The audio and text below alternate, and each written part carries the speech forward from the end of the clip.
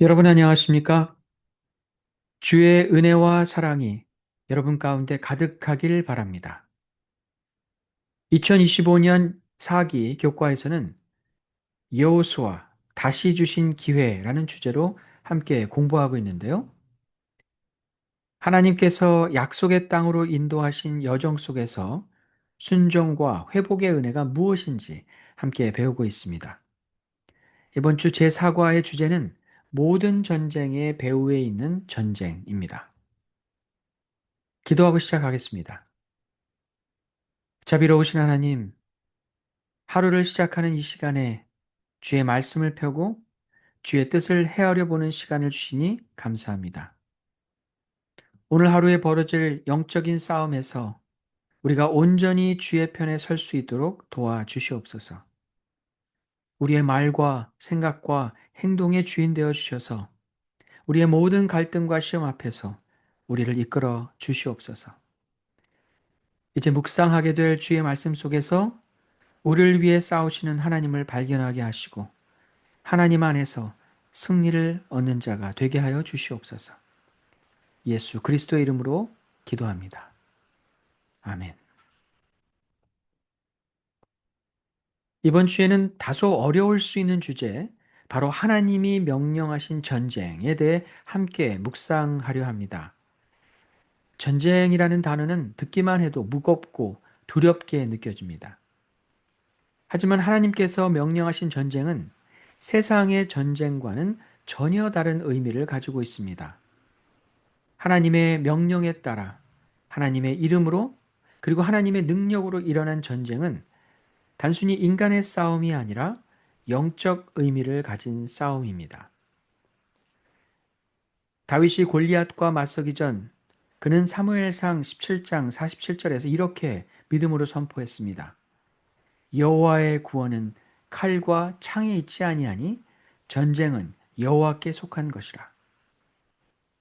이 말씀은 하나님의 전쟁이 인간의 힘이나 무기에 의한 싸움이 아니라 하나님의 뜻과 능력으로 이루어지는 영적 싸움임을 보여줍니다. 또한 이것은 전쟁의 진정한 승리가 무기가 아닌 하나님께 달려 있다는 고백입니다.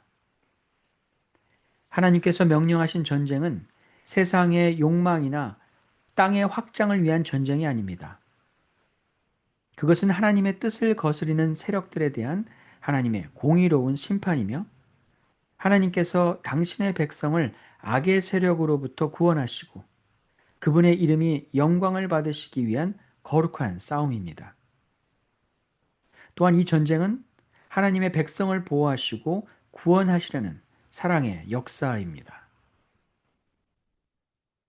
이스라엘의 가나안 정복은 바로 그 거룩한 전쟁의 대표적인 예입니다.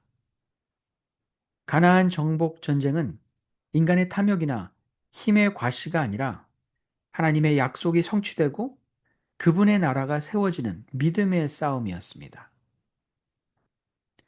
기억절을 함께 읽겠습니다. 여호와께서 사람의 목소리를 들으신 이 같은 날은 전에도 없었고 후에도 없었나니 이는 여호와께서 이스라엘을 위하여 싸우셨음이니라. 우리는 한 주 동안 이스라엘을 위하여 싸우시는 하나님, 그리고 오늘을 살아가는 우리를 위해 싸우시는 하나님에 대해 묵상해 볼 것입니다. 우리의 삶에 일어나는 크고 작은 갈등과 시험들은 어찌 보면 수많은 영적인 전쟁이라고 할 수 있습니다. 우리가 생각하는 것보다 더 큰 영적 전쟁이 우리의 일상에서 일어나고 있습니다. 우리의 기도에 응답하시고 우리를 위해 싸우실 하나님을 생각할 때 우리는 과연 하나님의 편에 서 있는지 생각해 봅니다. 우리가 하나님의 편에 온전히 서 있다면 우리에게는 분명 승리만이 기다리고 있을 것입니다. 일요일 교과에는 여호와의 군대 사령관이라는 제목으로 여리고성 전투 전에 어떤 일이 있었는지 함께 살펴봅니다. 여호수아 5장 13절로 15절입니다.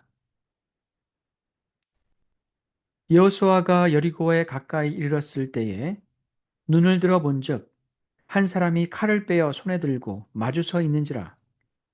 여호수아가 나아가서 그에게 묻되 너는 우리를 위하느냐 우리의 적들을 위하느냐 하니 그가 이르되 아니라 나는 여호와의 군대 대장으로 지금 왔느니라 하는지라. 여호수아가 얼굴을 땅에 대고 엎드려 절하고 그에게 이르되 내 주여 종에게 무슨 말씀을 하려 하시나이까. 여호와의 군대 대장이 여호수아에게 이르되 내 발에서 신을 벗으라 내가 선 곳은 거룩하니라 하니 여호수아가 그대로 행하니라. 여호와의 군대 대장을 만난 여호수아의 모습을 보면서 우리는 이 장면과 매우 비슷한 한 장면을 연상하게 되는데요.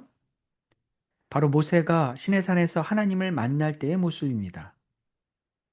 하나님은 불붙은 떨기나무 가운데서 모세를 부르시고 소명을 주셨습니다. 그때도 하나님은 모세에게 말씀하셨죠. 내가 선 곳은 거룩한 땅이니 내 발에서 신을 벗으라.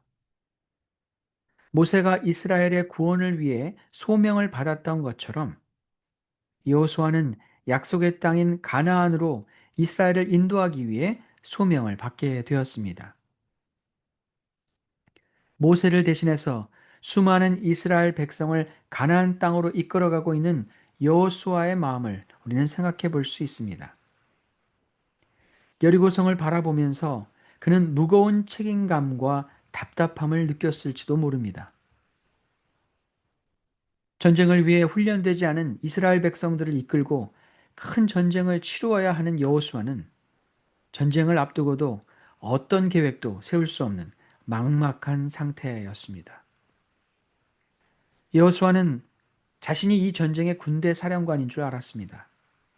그러나 그가 여호와의 군대 대장을 만나게 되었을 때 그는 자신이 생각하는 것보다 더 큰 의미의 전쟁에 참여하고 있음을 깨닫게 되었습니다. 어쩌면 두려움으로 여호와의 군대 대장을 만났지만 이 전쟁의 군대 대장이 자신이 아니라는 사실을 깨닫고 진짜 군대 대장을 만나게 되었을 때 여호수아는 아마도 기쁜 마음이 들었을 것입니다. 자신과 이스라엘 백성을 대신해서 싸워줄 군대 대장은 여호수아에게 큰 위로와 힘이 되었습니다. 우리가 살아가는 일상의 삶에도 끊임없는 시험과 유혹이 우리를 흔들어 놓습니다. 우리의 능력과 지혜로 도저히 감당할 수 없는 일을 만나게 될 때, 우리를 대신해서 싸워줄 분이 우리에게 있습니다. 사람과의 관계에서 갈등이 있을 때, 우리의 힘으로는 도저히 풀 수 없는 갈등 앞에서 우리는 하나님의 도우심을 구하게 됩니다. 우리의 논리와 이성적인 방법으로 풀려고 하지 않고 하나님의 일하심에 맡기고 악을 선으로 대하려 할 때 하나님은 분명 놀라운 일을 우리 가운데 이루어내실 것입니다. 여호수아가 칼을 빼어들고 서 있는 여호와의 군대 대장을 만났을 때 그의 질문이 인상적입니다. 너는 우리를 위하느냐? 우리의 적들을 위하느냐? 전쟁을 앞두고 있는 사람들에게 중간지대는 있을 수 없습니다. 적인가, 아군인가를 확실히 하는 것은 매우 중요할 것입니다.